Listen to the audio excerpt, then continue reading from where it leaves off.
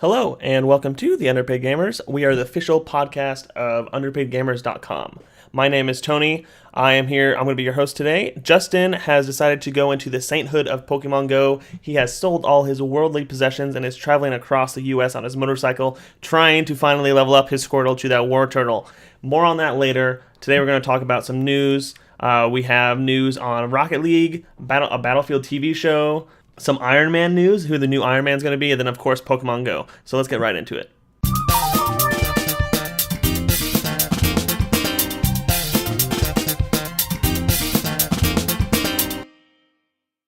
Okay, let's get started. First things first, there was a segment on Stephen Colbert's Late Show with Stephen Colbert. He had a speedrunner on. Essentially, I'll just give you the breakdown. It was Stephen Colbert. The speedrunner was doing a Mario game. He was, I guess the speedrun record for that is like 2 minutes and something seconds. I'm not sure. No, that's not right. It was like 4 minutes, something like that. So there's a three-hour competition between the speedrunner trying to beat that game, a college track team doing the 400K, and then also Stephen Colbert was trying to eat a Hot Pocket. So whoever won that tournament. Stephen Colbert did end up winning, but I think very much it was staged. However, the whole point that they were having the speedrunner on the Late Show, which in itself is awesome, but the whole point was to advertise for Games Done Quick, which was, I don't know if it's still happening right now, but it was just this big summer stream of a whole bunch of speedrunners going over it, doing a whole bunch of different games, and it was for charity. So it was nice that the Late Show had somebody on to do that and to draw attention to that, because I'm always super happy to see when one, there's gaming charities that do things like that, but also that it gets mainstream media, such as The Late Show and Stephen Colbert and things like that. So it was very interesting to see.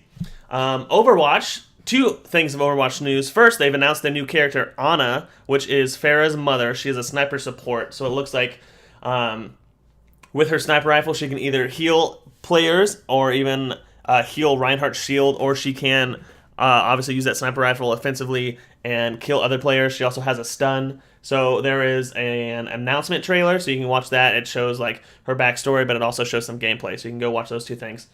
But more importantly to me, Overwatch is suing Bosslands for millions on grounds of cheating. So Bosslands is a European company that has made mods and cheats for Blizzard, and Blizzard obviously doesn't want to do that, obviously doesn't want that to happen. So I'll kind of read you some of the highlights here. In this lawsuit, it's saying that the defendants not only know that their conduct is unlawful, but they engage in that conduct with a deliberate intent to harm Blizzard and its business.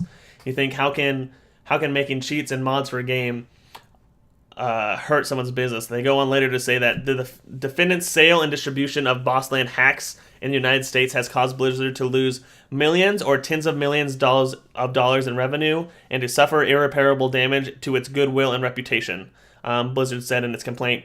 Moreover, by releasing Overwatch Cheat, quote-unquote Overwatch Cheat, just days after the release of Overwatch, defendants are attempting to destroy or irreparably harm that game before it has even a chance to fully flourish. So essentially what they're saying is, let's say that you didn't know if you wanted to buy Overwatch, you went to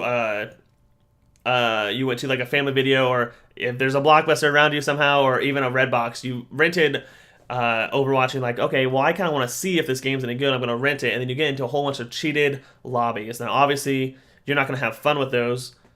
The majority of people won't have fun with those cheated lobbies, so they're going to say, I don't want to buy this game. I was going to give this game a fair shot, and I did. Turns out that there's cheating. I can't believe Blizzard's allowing these things to happen.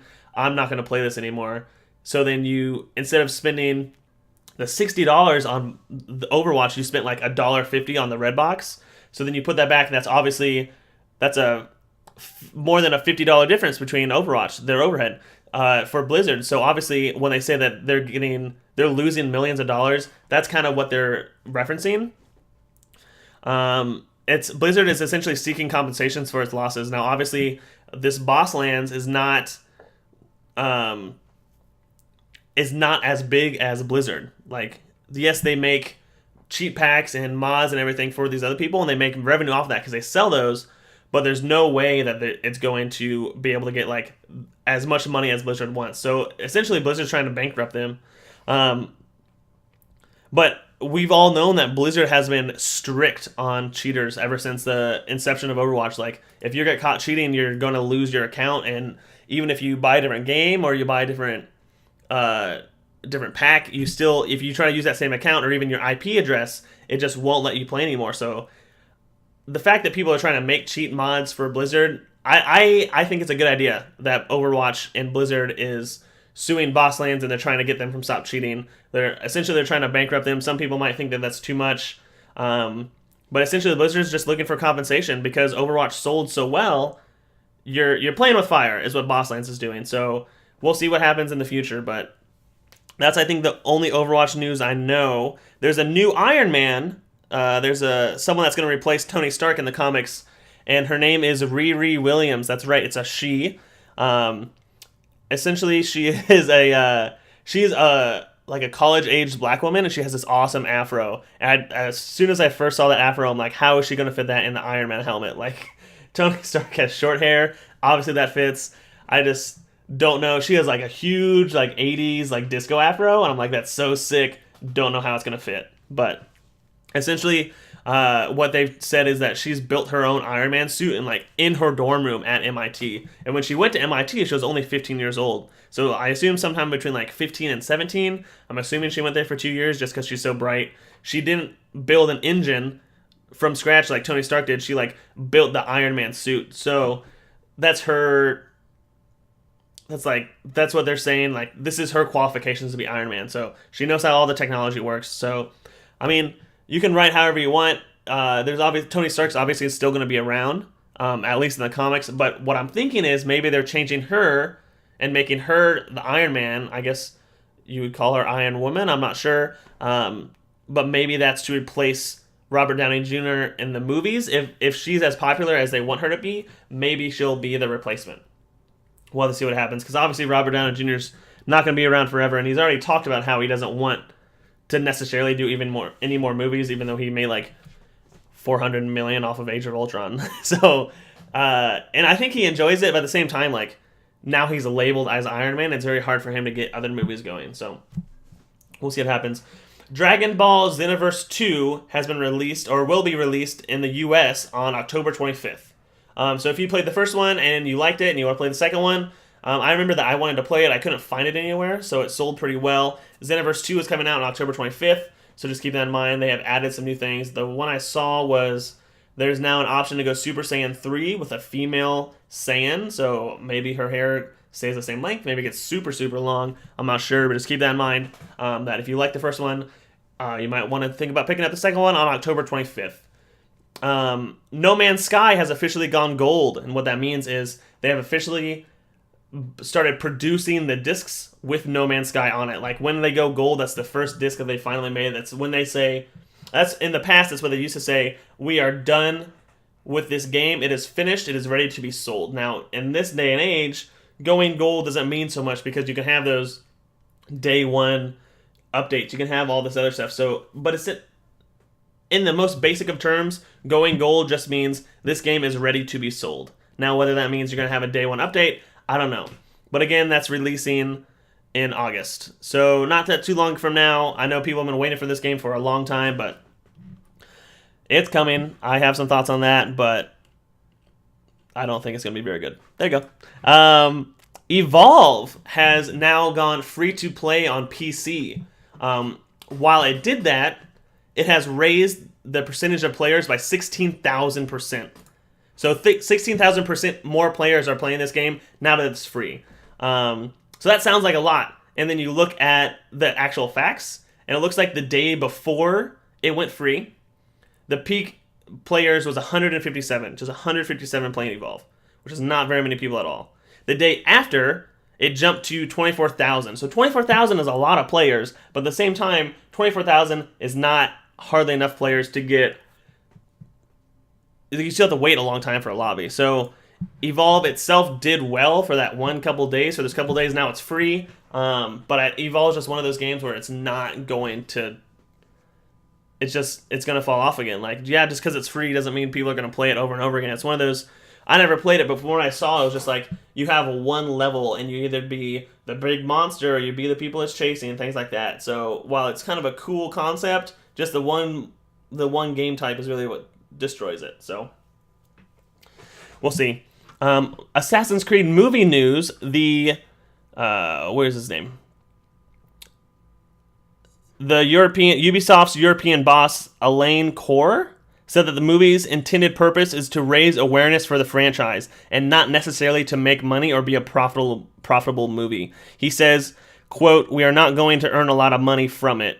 We are not going to earn a lot of money from it," he said. "It is a lot more of a marketing thing. It's also good for the image of the brand." So that's just a weird thing to say about a movie before it even comes out, that like, we don't expect to make money for this. It's just going to be another Assassin's Creed thing. I don't necessarily know what to think about that, because they're putting a lot of money into this, and they have Michael Fassbender, who's a good actor, and he's been doing a lot of things recently. He's doing a lot of the X-Men movies, so people recognize him, and people know that name. So they have I don't know if he's an A-list Hollywood person, but he's definitely like a B-plus list, probably at this point. So it's just interesting to see that... Oh, that was my chair. It's just interesting to see that they want to make money, but they're intending not to, so they're kind of like bracing themselves for the impact. They're like, they want to break the Hollywood trends of video game movies being really bad, and I think Warcraft did that, not in the US, but in China, like we talked about a couple episodes ago, but it's just, they're kind of shooting themselves in the foot by putting that out. So I didn't have high expectations for the Assassin's Creed movie to begin with. I don't think I'll see it in theaters. I'm also kind of sick of Assassin's Creed. I think the next Assassin's Creed will probably be released, hopefully November of 2017, and not like the spring of 2017, if you know what I mean. So because there wasn't any Assassin's Creed released at all in 2016, except for the movie in December. If they release an Assassin's Creed game in the spring, it's just like Assassin's Creed. They're going back into the same thing of too many Assassin's Creed things. So we'll see what the next game is like. But as for the movie, if they don't expect to make money from it, I don't expect them to make money from it. So we'll see what happens. The Return to Arkham, which is the Arkham series, the Batman Arkham series remastered, has been delayed until November. So just, if you're super excited for that, you're going to have to wait a little bit longer. The 2016 version of Ghostbusters with the all-female cast is getting good reviews on Rotten Tomatoes. It has not been released yet, but preliminary viewings have rated it at a 77% on Rotten Tomatoes, which is above average. The average rating for the movie itself is a 6.5, so at 65%. However, it's getting rated at 77%. So maybe the movie isn't as bad as people think it is. We'll see what happens. I'm not a big fan of the original Ghostbusters, so I'm not going to be a fan of this new one. I'm probably not even going to watch it. So it'll just be interesting to see the reaction, because there was such a negative reaction when it first started. I'm just interested to see what happens here once the movie actually comes out. So we'll see. I think that's next weekend. So just keep your eyes peeled for that. 3 more things. 2 more things, and then we'll talk about Pokemon Go, which is the talk of the town recently. Rocket League is now getting loot crates or loot boxes or whatever after every game. Similar to how CSGO has boxes and how Call of Duty has these care packages or whatever they are. So it's just a way to get more cosmetic items is what they're saying. So you get them at the end of every game. It doesn't affect your gameplay at all. It doesn't, like, if you don't want these boxes, you can hide them so you don't ever see them. There's literally a selection for it to where you can hide these if you don't even care. If you just want to play standard vanilla Rocket League, you don't even have to see these boxes. There's not going to be Psyonix, I believe is the producer, has said there's not going to be any stream marketplace interaction between these boxes, very similar to how CSGO is, primarily because of the drama that has been caused by Team RN and Pro Syndicate and CSGO and Valve. So they're saying there's no way you're paying real money for this. They're only cosmetics. Well, you will pay real money for these. Because the money that you pay for them will fund Rocket League esports. So it's kind of a self-funded game. So I always like to see that when you pay money for that, and that goes to larger pots for esports. I wish more games had that, especially if it was purely cosmetic. I find it very interesting. And that's even something that I would donate to. If I knew that I was buying a box and then the money that I put, like some percentage of that went to a larger pot for esports, I would love to see that. However, I don't play any games that do that, so that sucks. Two more things. There's a Battlefield TV show in the works. Paramount Television and production company Anonymous Content have announced their partnership with EA. These two have never worked on a video game TV show before. They've only actually done two things in the past, which is Leg Breakers, which was written by the Trainspotting author, and then also a Netflix series called 13 Reasons Why. So if you've seen either one of those, I have not, but if you have, you kind of know what to expect. With this Battlefield, I don't know if that means it's going to be like a Battlefield 1 TV show. I don't know if that's going to be a standard Battlefield TV show. Honestly, don't know what to expect from that. When I first saw that, I kind of rolled my eyes. I was like, that sounds like an idiotic idea. Like, why would you do that? So maybe if they get a TV show, who knows? But video game movies aren't going very well. Why would a video game TV show go well? Maybe if it's something similar to Band of Brothers, which is an incredible TV show, you might get something out of that. Just call it Battlefield and be partnered with EA and have them make all the money. But like, don't have them have any interaction with it. I don't know. But it's just interesting to see a Battlefield TV show. Now, Pokemon Go has taken the world by storm. It is incredible how popular this game is. On the few days after its release, Pokemon Go single-handedly raised Nintendo stocks by 25%. That's not 2.5%, that's 25%. There is something down here I saw. This massive interest in Pokemon Go has helped Nintendo's... Let me start over. The massive interest in Pokemon Go has helped Nintendo company's stock surge more than 20%, and according to David Ingalls of Bloomberg, Nintendo had their best one-day move since 1983. So Pokemon Go has single-handedly turned this company around. Since 1983, that's so long ago. That beat the Wii. The Wii sold incredibly well. That's really the last thing. The 3DS, that beat the 3DS, that beat all these things. So it's just very interesting to see how popular Pokemon Go is actually happening. And obviously, if you don't know what Pokemon Go is, I'm surprised. I don't know why you'll be listening to a video game podcast and you don't know what Pokemon Go is. It's only been released officially of this article I'm reading, which was posted in July 10th, and has only been officially released in America, USA, Australia, and New Zealand. That's only the official release. I know there's ways to get around that for other countries.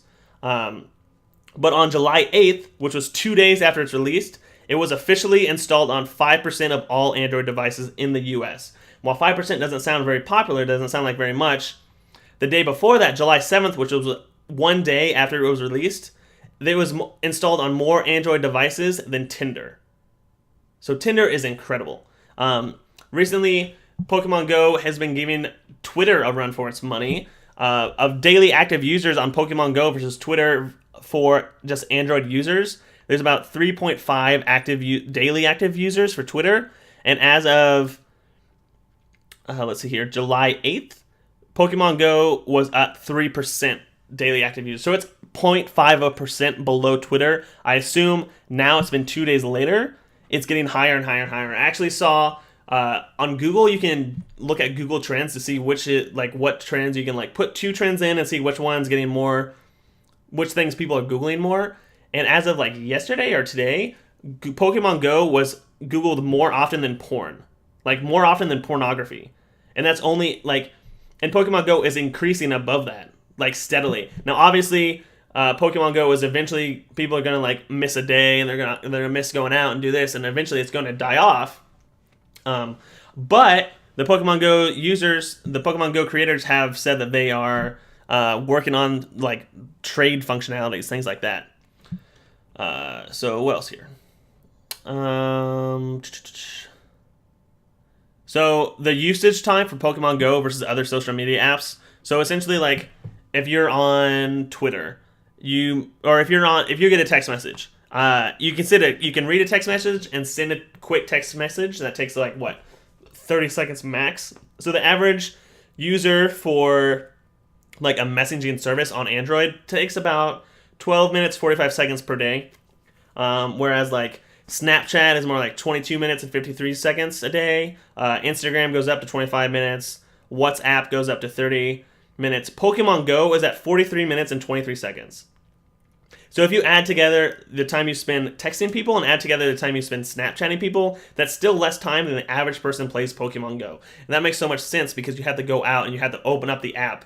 But that's still a lot of time. Like, if that's that's an average time, so obviously not everyone spends that much time. But if you just go outside for 45 minutes a day, like, that's incredible. There's all these memes I've been seeing online that Pokemon Go has single-handedly done more to combat childhood obesity than Michelle Obama has in 8 years. And Michelle Obama's all about she was all about, like, getting kids healthy and fit again. And I think that's a funny meme to look at, but at the same time, like, I kind of agree. Like, if you go out to a park or you go out wherever, obviously, now there have been problems with people in rural areas. Like, if you're in the city, you're doing much better than anywhere else, like, out in the country. But if you just go to there's a park right by my apartment, and there's always people there. Like, kids don't go home and play Call of Duty and Halo anymore. They get off the bus and they run to the park and they play Pokemon Go until their phones die. And sometimes that can take up to 2 hours. So they're at 2 hours at the park, and that's just kids running around. So it's just really exciting to see. Pokemon Go, I've been having a lot of fun with it. I play it with my wife. We both go out and we're like, oh, look, there's a Hitmonlee, there's a Lickitung, there's all these things. So it's fun to see that. It's fun to play. If you don't know what Pokemon Go is, I don't know why you've been listening this long. But essentially, it's like an alternate virtual reality type thing where you use your phone, you use the camera on your phone. Pokemon appear based on, like, Google Maps, and you go and you hunt this Pokemon down, you catch them with Pokeballs, and then you go to gyms and you can battle gyms and things like that. If you are not one of the millions of people that have downloaded Pokemon Go, I highly recommend it. It's just so much fun. Honestly, this podcast is coming out a day late because I just played Pokemon Go all day yesterday, and I played Pokemon Go this morning, and we're going to go back out again after this podcast is over. So I'm cutting this one short. Thanks for listening, guys. If you want to tell us about how much fun you're having playing Pokemon Go, I'd love to hear it. Just tweet at us at UPGamersPodcast. You can send us emails at underpaidgamerspodcast@gmail.com. Comment on SoundCloud, iTunes. You can even download us from the Google Play Store. Just thanks for listening. We have a YouTube channel, just Underpaid Gamers on YouTube. Thanks for listening. Thanks for watching. I'll see you guys again next time. Peace.